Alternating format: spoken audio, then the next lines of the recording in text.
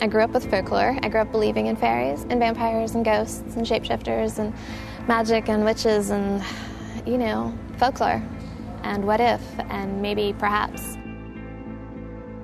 With writing Wicked Lovely, I came here to Balboa Park. And I took a lot of pictures, and I had a journal, and I took notes on architecture that struck me, like here, with all the wonderful metal and the plants and the greenery, and people, the way they walked, their interaction, their hair, the flow of their clothes.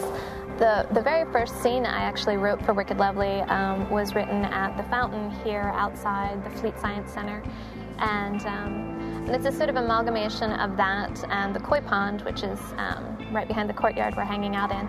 And in Wicked Lovely, the antagonist is pushing for and is succeeding at creating eternal winter. And what I wanted was, victory being this, victory being San Diego. And so the entire environment here represents that for me.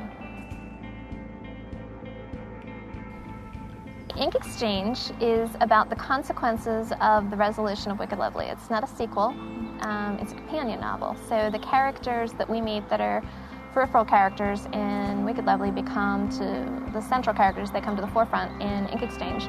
And it's the dark court, it's the court of nightmares and terrors, it's dealing with addiction, there's some ugly stuff in it, and it was horrible to write at times.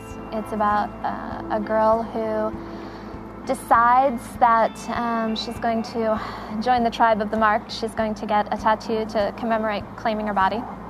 And she has some unexpected consequences from getting that.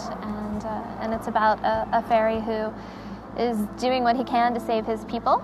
And it's about another fairy who is pretty wrapped up in his past and choices that he feels that he could have maybe done better and wants to save the girl. Like Wicked Lovely, it's a bunch of people with competing agendas, and hopefully they can make it through to the other side. Now, this whole thing about my fairies being scary, fairies are scary. That's the way of it.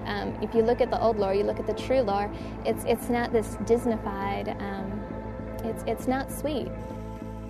Our children know the world is not sweet and safe and perfect. I mean, it's just not.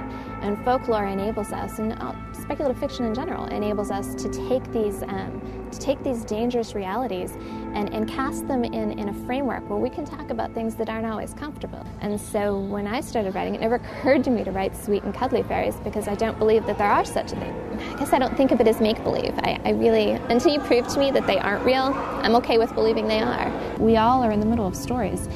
And so picking just one of them to tell his or her story just never appeals to me in the same way that having several characters who come together and we get their different threads. And it's the sort of multiple narrative Robert Browning theory where truth meaning is in the space between the lines, it's not in the lines.